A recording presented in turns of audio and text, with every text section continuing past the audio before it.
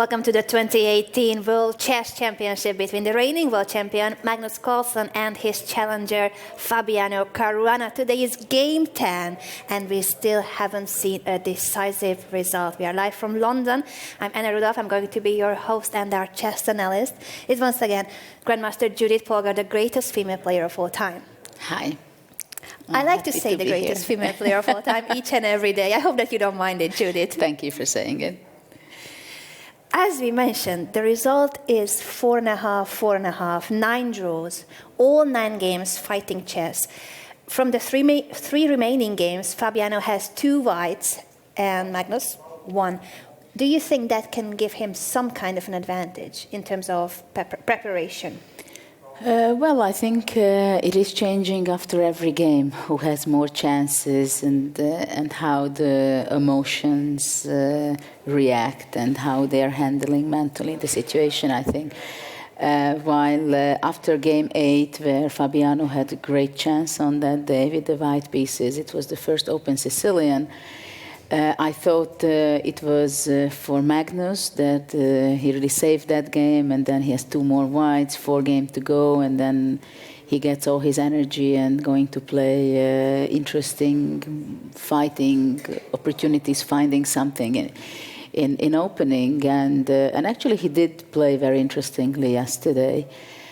But it didn't really work out the way he planned it, even though he kind of surprised Fabiano. Also, he had kind of, well, it was a pretty balanced position actually after the opening, but he really gave a surprise to him. And then Fabiano made a decision which was kind of surprising in some way, because he had a very balanced position. He could play for a complicated middle game. Instead, he simplified the position where they got different color bishops with the queens on the board and all the 4 rooks on the board. But it's quite clear that white has a very pleasant position. It will be very nice to be playing on and torture a little bit black. In other hand, Fabiano is a great defender as well. And he thought that it's a little bit unpleasant, but nothing more than that. And for him, it will be no problem to save the game. And somehow I felt that Magnus was very disappointed that he couldn't get a hold on his good position and really improve his position, because I think he got already frustrated with all the draws, and that he doesn't see the little niche where he can really go and pinpoint the weak spot of Fabiano, especially in his preparation. Fabi is doing and his team an extremely good job. As we see that his preparation is very good, we can maybe say that it's better than Magnus's. And it can give him all the self-confidence that he's doing very well. And I felt after the game at the press conference, seeing Magnus being there, that he's really having a very hard time with himself, how to deal with the situation. And I think definitely he would very much want to win a game and show to the world that he's better than Fabiano in classical games. And we Certainly. And not wait for the tiebreaks, as many of the tweets suggest. Maybe it's Magnus Carlsen's strategy. He just wants to get to the playoffs. No, we do believe that he would like to prove in classical chess, in the classical format, that he is the best in the world. He wants to stay world number 1 and world champion. And what you pointed out, it was surprising to see that Magnus had the typical Magnus advantage that he usually converts into a full point. Pleasant advantage. He can squeeze and grind it out. 5 hours of play, it doesn't matter for Magnus, but he usually really enjoys the type of positions that he had yesterday. But Fabiano, with precise calculation and very precise defense, he managed to neutralize Magnus. Yeah, but on the other hand, we shouldn't forget about the fact that Magnus, if he would be playing against a 2700 player, or even a little bit more than that, maybe he would be able to convert his little advantage, because the opponent would crack under the pressure, under the circumstances that he's playing against the world champion, and he has the image that from a little something he will be killing the opponent.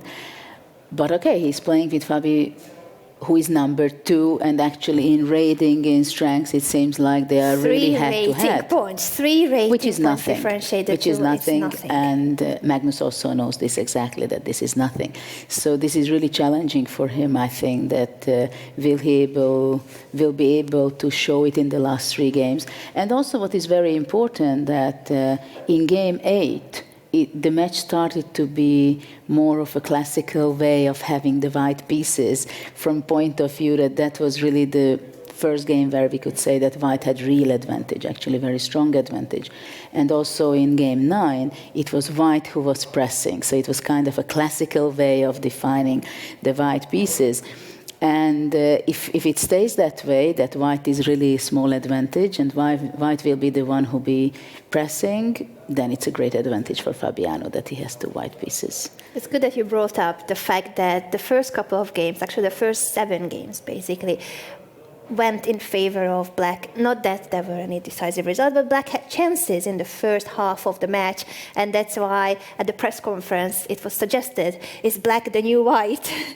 No, it doesn't seem to be the case anymore, but it is true that it's easier to prepare with black, at least at the beginning of the match, when both teams had a couple of months to prepare. We always say this match started in March, when Fabiano qualified at the candidates tournament. He won in Berlin to be here to challenge Magnus, and that's the moment when this championship started, the 2 teams starting their opening preparations. And with black, if you pick an opening, the opponent, if it's a surprising opening, not just the Petrov is expected, but other openings such as the Queen's Gambit declined, or in the case of Magnus, the Sicilian, then it's easier for you to prepare, at least for the first couple of games, because the opponent is not sure which kind of Sicilian did Magnus want to play. Well, Fabiano played 3 times the Rossolimo, not to figure it out until long. But it was great that he played in game 8 already the open Sicilian, and we had the chance to see what was the plan of Magnus. It was the Sveshnikov. And, well, I'm very much looking forward to have more open Sicilian. Are you expecting an open Sicilian and a Sveshnikov for today? I do, because I think first of all, it worked out very well with Fabiano in game 8. And if you have a good opening, then most of the time you repeat it. In other hand, for Magnus, he did something very wrong in the opening. So it was not really checked and tested what is the preparation behind that bishop d2 move. So I am really expecting something similar to that. If they repeat the same variation that you pointed out from game 8, it is Magnus who will need to improve, since he got into a worse position from the opening. So the question is, what is Team Magnus up to for today's game? Another interesting detail about the match is that Mr. Magnus Carlsen suffered an injury on the free day. We discussed it briefly yesterday, but it could have been actually a serious problem. He played football on the free day 2 days ago and collided with one of the NRK reporters, and that was a clash of heads. So if you think that what is it that chess players need in order to compete efficiently, yes, his team was slightly concerned after the moment the collusion happened on the football pitch, because in that very moment you don't know if something happened to Magnus's brain. Luckily, he has a doctor with him, and Brother Quiswick immediately observed Magnus and checked if the brain functions were just as they should be. So the doctor confirmed that nothing happened to Magnus, apart from the fact that he needs to wear a bandage on his eye. Well, his eyebrow, not the full eye. It would be funny though, a pirate. No, it seemed like it was not such a serious injury.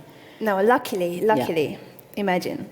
But as everybody knows, that Magnus is a great fighter, not only on the chessboard to play it out until the very end, but on the soccer field also. I was never part of any team or even watching him, but everybody heard about his fighting spirit on any other sport what he's playing. He's ultra competitive. He wants to win basically in anything that he does. So there's no such thing as, spare time football. No, he has to win. And the same goes for card games, board games, anything that the world champion does. It's the same attitude. Do you think that Fabiano is that competitive too, as Magnus? I don't think so. I think he has a very different character.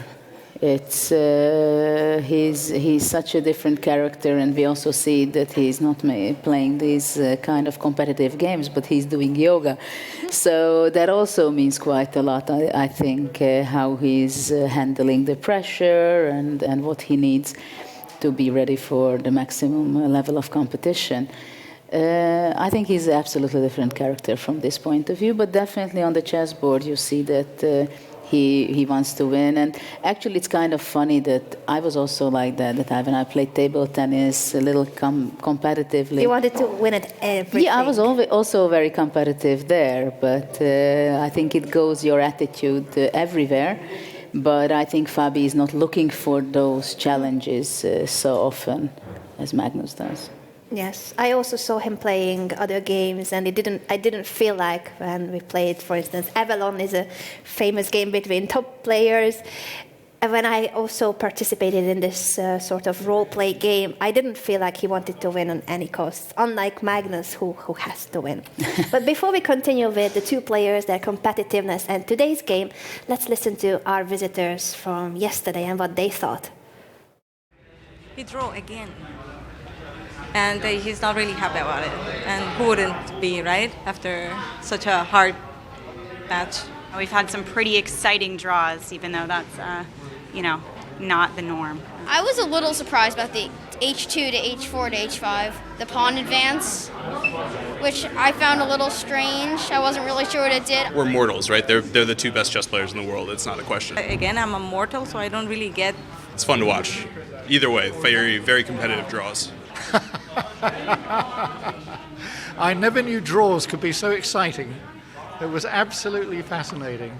Yeah, I've been here for the whole match, so this is the 9th round, and obviously we're looking for some blood. My first tournament ever, and actually I don't play game, that's my husband who plays, so I just supported him. It's much more exciting actually seeing it live. You actually see the tension in the players. The organization is very, very good. I want to say thank you so much everyone who organized it. It was really amazing. Well, I used to know this place as an academic institution, so to see it transformed into a chess paradise was wonderful. Everything ran very smoothly, like clockwise. And great idea with time slots, so everyone have fair chance. It was really exciting. I love how they put the commentators in that room, a little chess area to play, and they let us go up to the glass multiple times, and in New York City, where it was in 2016, I didn't get to do that. If you read the score in a newspaper or something, it looks like it's well planned, but when you see the players almost trembling, it's very interesting. We went to the chess room and I went against him and my father. No, not really. She beat me by time. They are running out of draws, of possibilities of draws. I'm hoping Fabi doesn't try to push too hard going into the rapids if we have that tiebreak scenario. I think maybe Magnus, he's more daring and more aggressive. I have a prediction, the strongest one will win. I like Fabi. Team Fabi all over. Fabi is going to take this home with 3 more games. Yeah, same opinion, same biased opinion. Fabiano. Fabiano. Carlsen. Yeah, Carlsen on the fast games at the end. Yes, of course.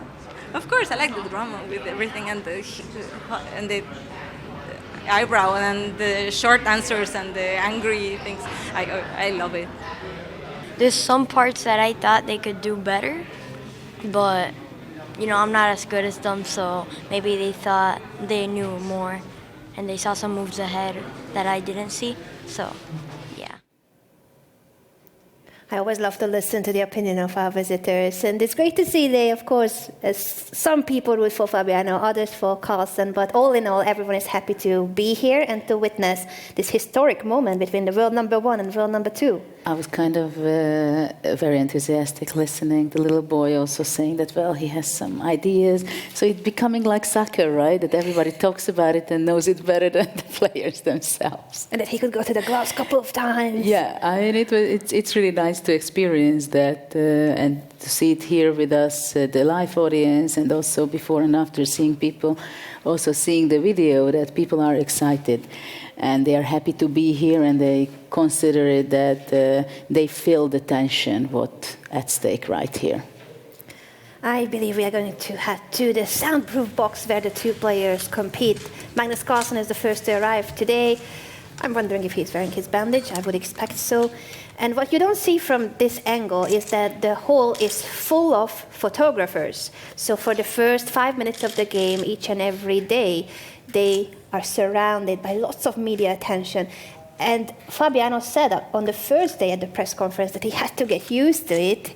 Magnus, of course, this is his fourth World Championship match, so he knows how it feels. But for Fabiano, the first days were challenging too because of such huge attention, the media attention that's here. Actually, it's interesting that the players are already there, as it's still 3 minutes to go. Fabiano just arrived. They give more chance to the photographers. It's exactly, nice. Exactly. The photographers will have maybe more time. Just look at the flashes. That's how you know that the place is full of cameras.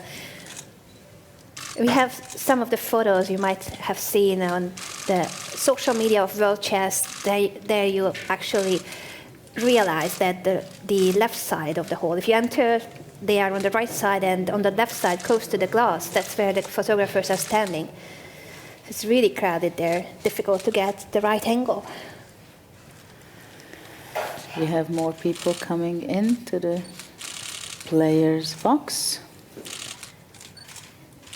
Today's first move will be played by renowned British actor Tom Hollander, and we hope that Tom can join us afterwards in the studio to share with us his experience at World Championship matches and chess. I'm curious, how good is he at chess?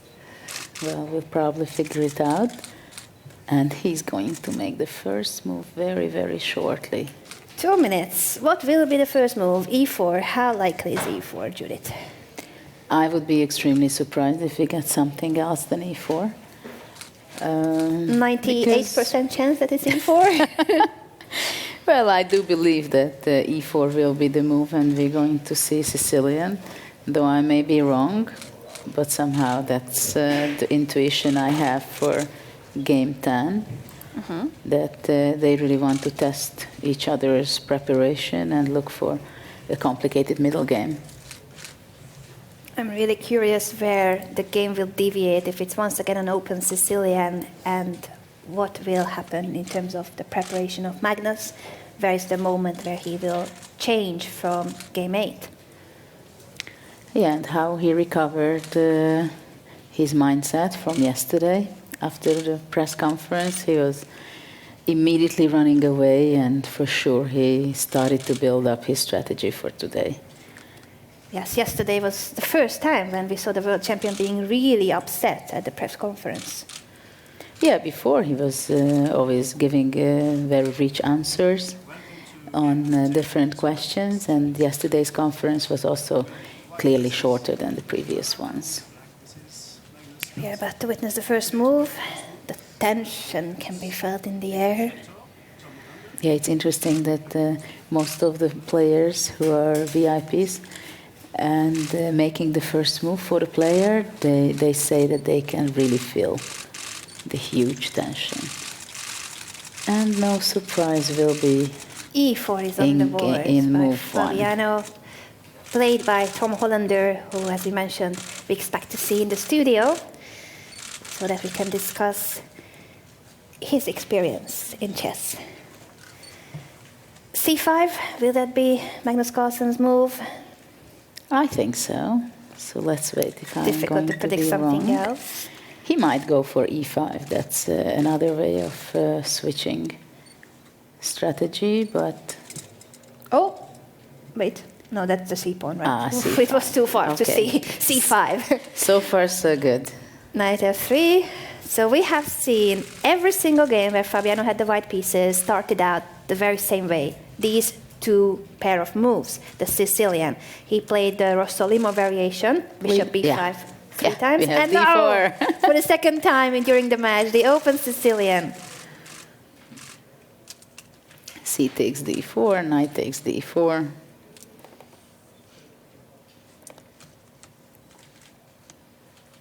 Okay, here's a decisive moment. Knight F6 is on the board. I think we're going to see the first 10 moves more or less flashing out, and both players will only increase their time. E5, we are repeating game 8 indeed.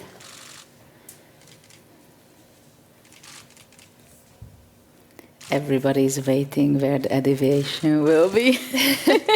Here's the first moment where Fabiano, if he wants to do something else, he may not play knight d5. I'm pretty sure knight d5 will be on the board. But yes, you said that he did so well in that game 8. It wouldn't make sense from his side to change. I mean, there are a lot to be discovered in this game, and the middle game which will appear here, it is very complicated, it is very rich. So absolutely, it is going to be. Knight takes d5, e takes d5, and knight b8, same as game 8, and a4 was the move of Fabiano in that particular game where he got the advantage and had a really good chance that he missed. Well, there is no real reason to switch plans, I think. I also think he will repeat, but sometimes you wait a couple of minutes. Well, c4 is the other... a4 is on the board. Fabiano is not in waiting mood.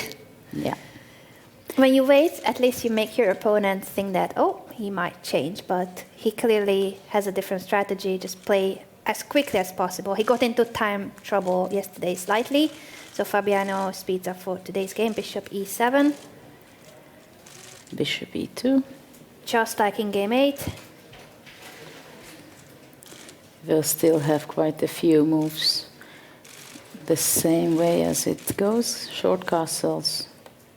I'm really curious who will be the first to deviate. Of course, what's predictable that it should be Magnus. Unless Fabiano has another idea, not bishop d2. Knight d7. Everything is repetition compared to And now here's the game question 8. moment, whether Fabiano will play bishop d2 once again, which was, it worked out very well in game 8, but he can also expect that Team Magnus prepared, and so he deviates with b4. Very interesting idea. No game on this move. So this is a new way of approaching this system. It's a new move, but in a way it's similar to bishop d2, because when he plays a5, the pawn will be once again protected. He can then go back with the knight. Yes, what you are referring is that after f5, white can play immediately a5, and actually it has a great idea that bishop e3 can be played in one move. Mm-hmm. And after a6, white always wants to bring his knight back to a3, and this way the a5 pawn is defended by the pawn from b4, and white wants to go later on knight c4, possibly. It's a very interesting approach, because I have to say that in these systems, in the Sveshnikov, b4 is not very often that it happens. It is more that c4 is played more frequently. So again, Fabiano shows that he is more clever in preparation. Somehow it seems like he's really leading in the battle of the opening preparation. And it must be also frustrating to see it and experience it for Magnus, that this is really happening again and again and again in different openings, right? So no matter how it will be the outcome, this is kind of annoying, especially when everybody is having a hard time on the highest level, where and how find ideas where you can get a complicated middle game. But this will be a complicated middle game, this I can promise. And as you pointed out, for Magnus, it is really tough that his challenger, his opponent, out-prepared him in most of the games. So Team Fabiano has done an amazing job so far. Yeah, it seems like there are plenty of creative ideas in the team of Fabiano, a lot of research. And of course, this does not mean that b4 is going to be a win or a huge advantage for white, which it means that it is very interesting for a practical game, maybe only once, maybe for more time, but definitely it is something interesting to try out. Judith, we will have some help to understand what's going on in Game 10. Our special guest is a renowned British actor. You might and should recognize him from blockbusters such as the Pirates of the Caribbean, Pride and Prejudice, or the British sitcom Rev. He also won a BAFTA award for his role in The Night Manager, and he made the first move for Fabiano Caruana today. Welcome to the studio. Hi. Tom. Hello. Hi. It's always funny when our guests need to sit down before we actually have a chance to present them. So as we already talked about, Tom Hollander made the first move for the Challenger. How did it feel to be in the box, first of all? Well, the whole thing feels very strange because I know almost nothing about chess. So that would have been. Do you know how the strange pieces enough. move? Yes, I know how they move. So that was surreal. And obviously it's a glass room, so they're sort of in a prison, which is very strange for them, I suppose. But it's good for them to not be distracted, I suppose. And if fanatics run at them, then they're held back by the glass. Is it bulletproof? We hope so. Yeah. We haven't tested it yet. It's terrorism-proof. But there's so it's a very strange place, but I felt very honoured to be there and slightly absurd. But it's a once-in-a-lifetime thing, I imagine. Woody Harrelson made the first move for Fabiano in game 1, and he decided to make a joke by knocking down Fabiano's king. I was wondering if you had any intentions, or you just wanted to be sure and repeat what he said. I was... No, I had that. I mean, the sheer confidence to think that would be a good thing to do. How did that go down? Fabiano didn't really laugh. No. I would. Well, Woody, he's a wild card, isn't he? I'm not as wild as that. I was most anxious because I was very concerned that Fabiano might speak to me in chess language and say something with numbers and letters which I wouldn't understand. And indeed, he did. He said, he looked at me and said, E4. E4, and I didn't know what he was talking about. But I don't think it threw him. Has it thrown him? I was also worried that I would jinx his whole game because it's. You did not. It's you very. Did not. It's very tightly. It is. Even now. It is a deadlock now between the two players. I don't want to tip it in the wrong direction. He's doing great so far. So if it's because of the first move, then it's thanks to you. He's and doing also, very well. So this gentleman here, who's. He's Magnus. the world champion, Magnus Carlsen. Yes, and why is there a stitch on one of his eyes? Because chess is a very dangerous sport, and he also lost football. He played football on the rest day and collided with one of the reporters. I see. For one of the reporters who was reporting on the football or the chess? On the chess, but he went to. They're just following he went him to play around. football with Magnus. Goodness. I think. Collided with one of the reporters. That's not a euphemism for. It was a clash of heads, and both the reporter and Magnus need to wear a bandage on their eyebrows. I was surprised to see that because I thought it was definitely a non-contact sport, chess. I mean, obviously, a battle of brains, not bodies. Yes, we were happy to know from the doctor of Magnus. Actually, he has a doctor with him. One of the members of his team is a qualified doctor, and he checked immediately after the match.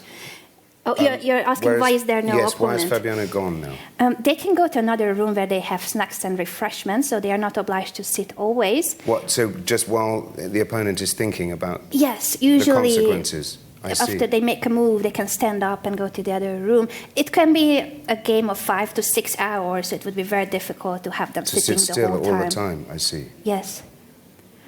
But How different it is for you to see these two players in this, as you mentioned, prison, fighting for the world title. Yeah, no, bizarre. I mean, is it?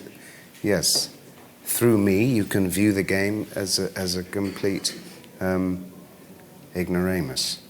There's a, I see. But is it tactical if they get up and move away? I mean, the timing, the manner in which they get up and move away. Presumably, it can be. Sometimes it can be. You're both chess players yourselves. She's the greatest female player of all time. Judith Polgar, Tom Hollander. I might present you to each other now. Hi. Hello. How did you? Hi. Luckily, I'm too ignorant to be intimidated. She doesn't compete anymore, so you can say that you only follow the present-day chess. I was going to ask you about one of your recent roles. I believe you play the manager of Queen in Bohemian Rhapsody. Yes, I do, yeah. And I was curious because both players have managers here. Do you think there's any similarity? And how was it, first of all, to play the manager of Queen? Well, I'm trying to think what the similarities would be. I mean, Tell us about your role in Bohemian Rhapsody and how is the character. Maybe then we can tell you how are the managers of these two players. Well, the character I play is he's the manager of one of the most successful rock bands in history. I don't know if that makes him a typical manager. He's a very quiet, clever man who has actually encouraged them to keep going, and he's very business-minded. And he has, for instance, when Freddie Mercury died, the band rather wanted to throw in the towel. Is that an idiom which will translate to everyone here? They wanted to give up. And it was Jim Beach, the character that I play, who went, no, you can still be Queen, even without Freddie Mercury. He's a quiet, watchful, rather restrained Englishman. He's not a show-off. He's a backstage person. But if you see him when he's around the band, he's always protecting them and looking. You see him looking around the room to see what's going on. And I think he thinks strategically for them, and he looks after them in some way. But he has definitely made their careers longer than they would have been. And I think he also stopped them fighting by rearranging their business affairs in a more equitable way. I'm probably saying stuff that's libelous. Anyway, it's very similar actually to the roles of the players, well, is it? The managers. Yes, of them. but the chess world is not as commercialized as the. Oh, you would be surprised. Is it? Okay. Magnus Carlsen, especially the world champion, he had photo shoots for G-Star with Liv Tyler. He has an app, Play and Magnus. Someone is sponsoring what he's wearing, I know. Yes. Yeah. Also. Yes.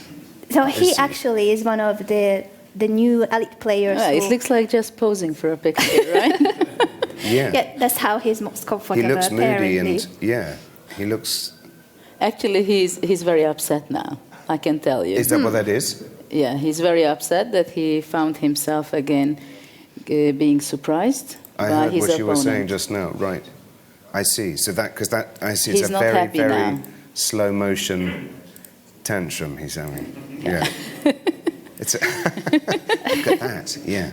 That is definitely how you would act, looking exhausted and pissed off. I was actually going to ask you, Tom, He's saying something slowly. Is that the reaction? I can't believe it. It looks like you're a detective now and you're looking for the details. I am, yeah. Oh, they never swear. Of course not. Maybe there's an inner Inside, conversation. Yes. That's definitely happening. Did you ever inside. lose your temper when you? Do you still play competitively? No, not anymore. I was playing more than 30 years. I see. And eventually you stopped because. Well, for many reasons, but I do other things. I have my foundation, and I do a global chess festival, and I do other activities where I feel that I can do more for chess than on the board already. I see, yes. She has been on the top of the ranking for 25 years, so it was maybe not so challenging anymore to keep that rank. But it's a lot of fun to watch them, for me, definitely, Yeah, and I hope I can make it interesting. And interpret it for everyone else, yeah. Brilliant. I was going to ask you, Tom, since you were observing the players, could you give us a very basic acting lesson in how to impersonate the players? Well, it would be well, I suppose you would make yourself like a child and imitate. That would be the basic principle. What shall we look for when you observe them? How can we imitate Magnus Carlsen, for instance? What is that's important? I suppose physically you would just, it's easy enough to mimic what he's doing from the outside. The greater challenge would be to mimic what's going on for him emotionally, which some people would do, some actors would do by researching very intensely what he's actually going through in the game, which you definitely need to know whether he was winning, whether he was losing, what stage he was in the game, how he felt about himself before he went into this game. Is this as he expected? But since I know nothing, I would be acting him in the same way that a parrot acts, things that it hears. I wouldn't be intelligently doing it, I would be just mimicking. But if you were to play a chess player, I dare say you'd... But obviously there's a sort of intensity, there's a stillness, and it's about concentration, isn't it? And focus. It's interesting that his eyes are down, so if you were acting it, you would not want them... You'd probably be fighting a battle with the director of photography, if it were a film, who'd be wanting to light your eyes more. Though actually his eyes are... Well, he's got a low brow, hasn't he? So his eyes are kind of hidden in that dark, interesting way. I'm not sure about Fabi. Fabi looks more conventional to me, just because he looks like an intellectual. He's wearing glasses, which translates always as intelligence. Not that it always is, but you'd assume it was with him. The champion, what's his name? Magnus Carlsen. Magnus looks more like a boxer or something, doesn't he? Maybe he's having some existential crisis about why did I end up as a world champion chess player when I should have actually been a hockey player. But he's obviously brilliant at whatever he chooses to do. It says very good on his arm. Is that That's true. Yeah. You're a great observer. Well, these are the things. So you'd go, yeah. But he could be thinking all sorts of things. I'm supposed to be the champion. What am I doing here? Wearing someone else's clothes. I've become a puppet of some sort of commercial system that I'm... No, concentrate. Fabiano's back now. Has he made his move? Yes. He has? Yes, in the last move. What happened? It happened that black pushed his pawn and attacked the white knight here, and of course Fabiano was not thinking long.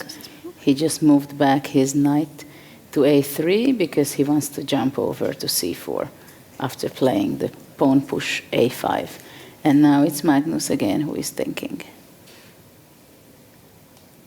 I see. So Fabi came back and moved quickly. Yes, Which is that intimidating if someone plays fast? You'd think it would be.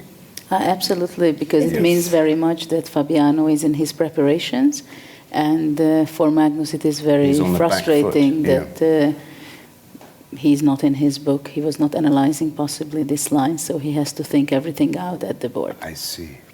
And still, in one hand, he's sitting opposite to Fabiano, but it's not about only his moves, but about his preparation. He has seconds, human seconds, and he has also engines, computer engines, helping his preparation. So it's kind of, for the moment, for Magnus, it's like he's out of the book, and he's playing against the whole team at the moment. That's how he feels. Yeah, brilliant.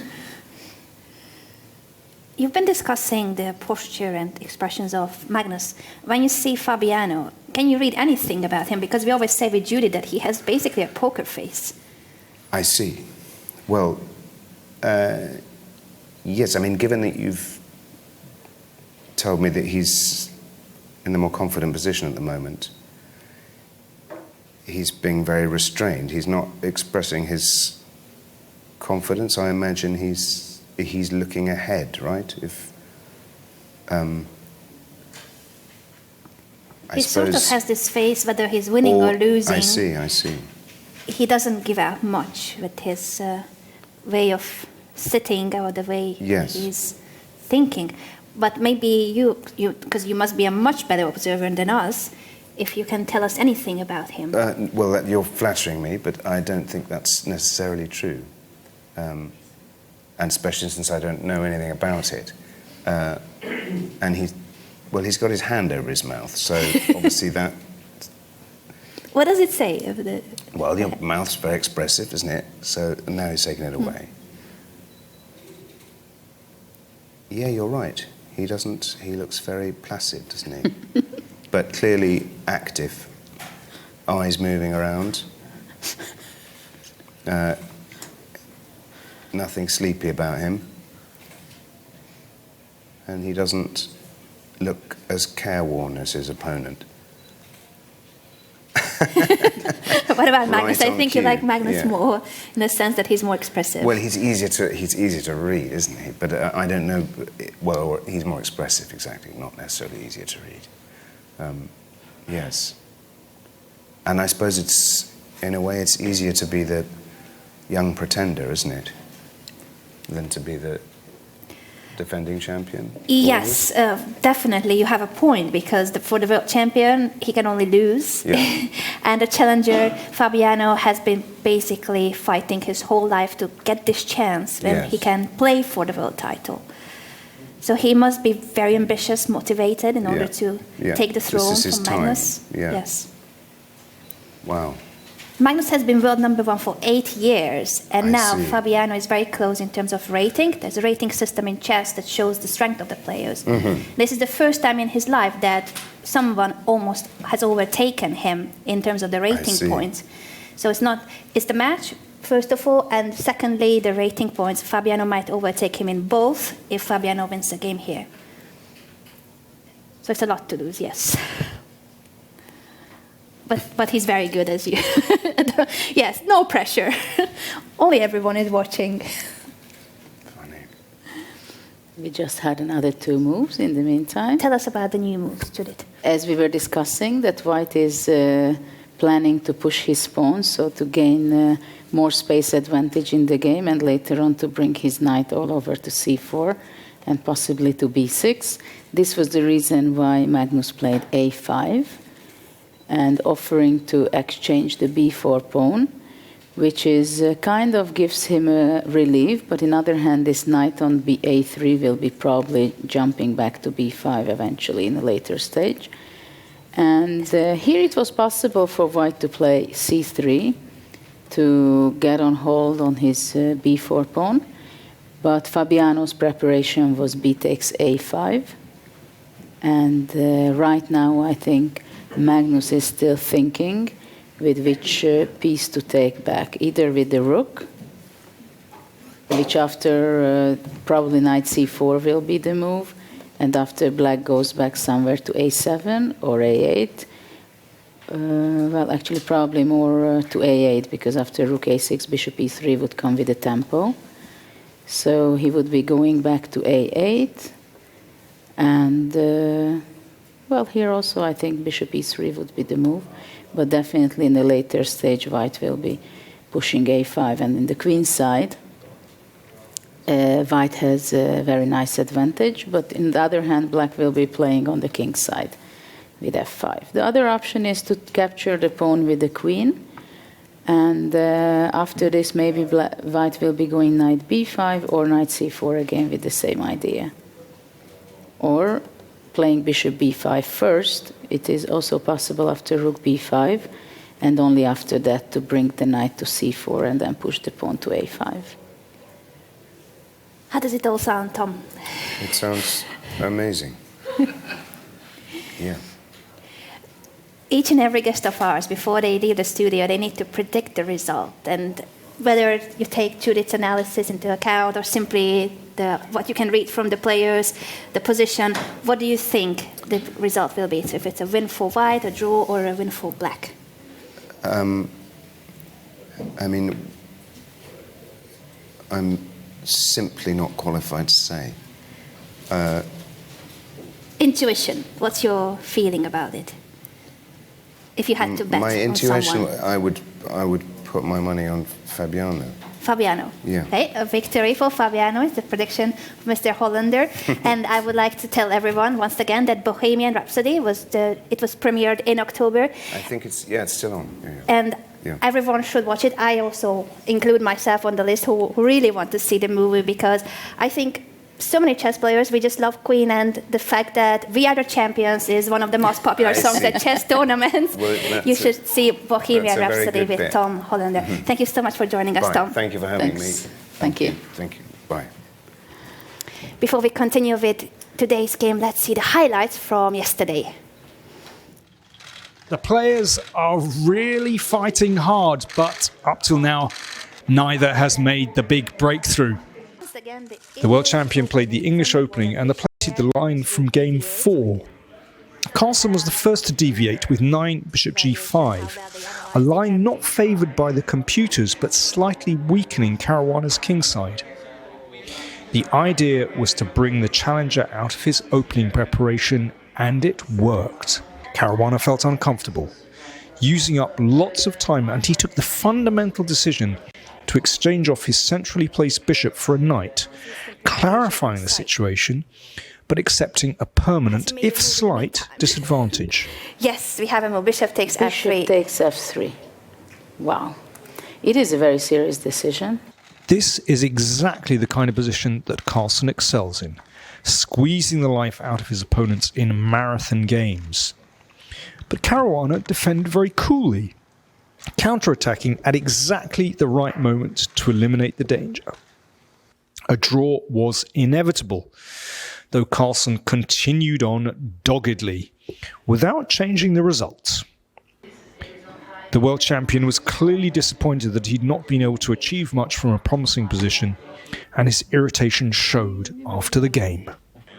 Big disappointment for Carlsen after a promising opening, and now with 3 games to go, I would say it's advantage to Caruana because he has 2 whites remaining. Carlsen only has 1 white.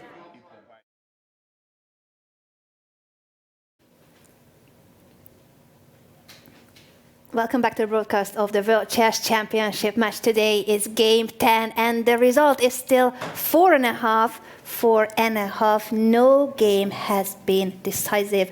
Will we see a result today? Fabiano has the upper hand after a great preparation. And the current position, Judith, how do you see it?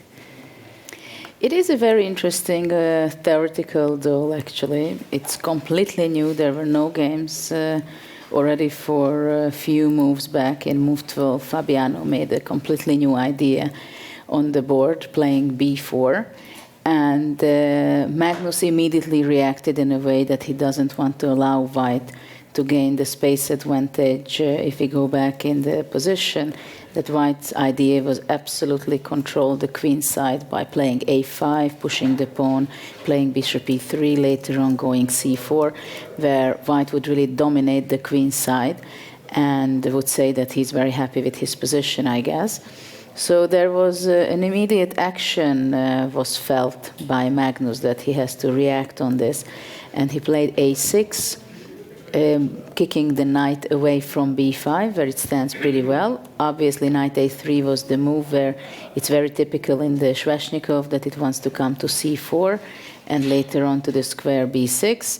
If black would be just playing f5, which of course would be possible, then white would go a5 and take the domination on the queen side as it is very clear. So black wanted to go first, to go a5, not to allow all this for white. B takes a5. Now black is thinking, or do we have a move?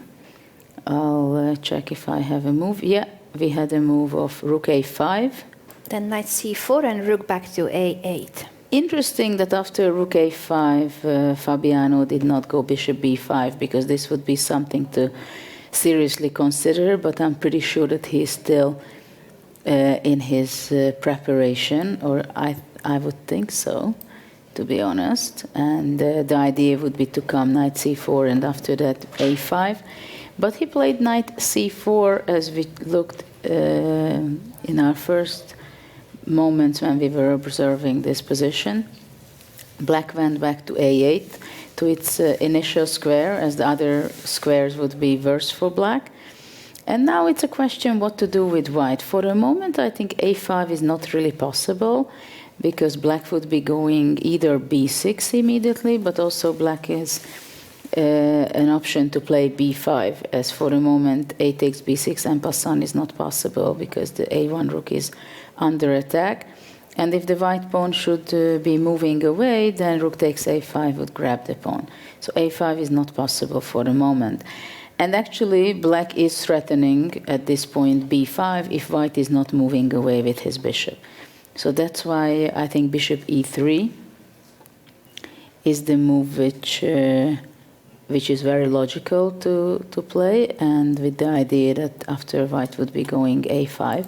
In other hand, black will be playing on the other side, and will be playing f5 and later f4, and in some way he will definitely try to look for attack on the king side. So it can be very dangerous for any of the player.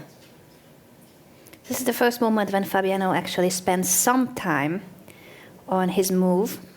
Doesn't mean that he is out of the preparation. But I'm kind of surprised. Yes, it is surprising, though. Well, instead of bishop e3, also maybe bishop b2 is possible. But on the other hand, we have to see that knight on c5 would be standing extremely well, also, if he would allow. But we have bishop e3 on the board. As you mentioned, that is the natural developing move. And Fabiano still has more time than with which he started the game, so it's over a 15-minute time advantage for the challenger. Well, still we can say that on the queen side, it's white who is dominating, especially having the knight on c4. It puts pressure on the d6 square, and it ties down the d7 knight for the moment, because knight b6, if it would appear there, that would give a lot of headache for black. So I'm expecting definitely the straightforward f5 from black. And then white will have to think how to make preparations against f4, which is immediately a kind of threat what black would have. Now f4 is possible, but also it is possible to play f3. As f4 not necessarily is so good immediately, but it's possible to do. Bishop f2. And then white's plan would be to control with the bishop this diagonal, to control the white squares. It's going to be a complicated game, and actually risky for both sides. So, which is what we want to see, I believe. Yeah. Before we go into more details about the middle game, as you know, we like to have our live audience, our on-site audience involved in the broadcast. And if you could please tell us your opinion by raising